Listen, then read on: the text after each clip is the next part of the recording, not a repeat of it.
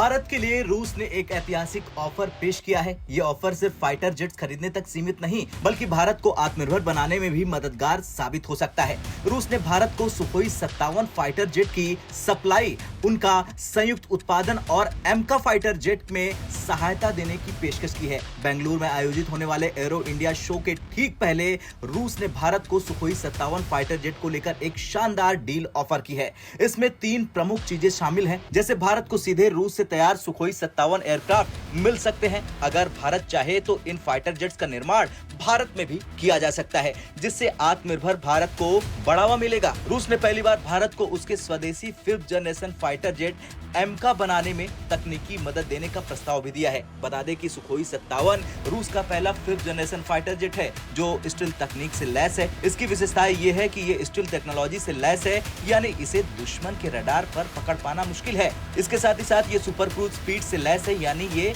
Mac 2 ध्वनि की गति से दोगुनी गति से अधिक स्पीड से लंबे समय तक उड़ान भर सकता है।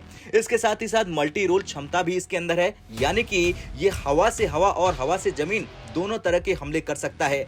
इसके साथ ही साथ उन्नत एवियोनिक्स और सेंसर से ये लैस है, यानी एक पायलट आसानी से इसे ऑपरेट कर सकता है और कॉम्बैट मिशन को अंजाम भी दे सकता है। रूस का सुखोई 57 इतना एडवांस है कि नाटो ने इसे फैल्कॉन कोड नेम दिया है, जो इसकी घातकता को दिखाता है। लेकिन अभी भी सवाल यह है कि भारत के लिए ये डील क्यों जरूरी है। दरअसल चीन के पास पहले से ही J-20 फाइटर जेट है और वो नया J-35A स्टील्थ फाइटर जेट भी तैयार कर रहा। पाकिस्तान भी जल्दी चीन से 5th जनरेशन फाइटर जेट खरीदने वाला है। वहीं भारत की वायुसेना में पुराने हो चुके MiG-29, जगुआर और मिराज जैसे फाइटर जेट को रिटायर किया जा रहा। भारत को कम से कम 42 स्क्वाड्रन की जरूरत है, लेकिन वर्तमान में भारत के पास 31 स्क्वाड्रन ही शायद बचे हैं। सुखोई 57 का अधिग्रहण करने से भारतीय वायुसेना को चीन और पाकिस्तान से मुकाबला करने में बढ़त मिलेगी। अगर सुखोई 57 का निर्माण भारत में ही होता है तो ये भारत की डिफेंस इंडस्ट्री के लिए गेम चेंजर साबित होगा। एमका प्रोजेक्ट में रूस की मदद से भारत को क्रिटिकल टेक्नोलॉजी भी मिल सकती है।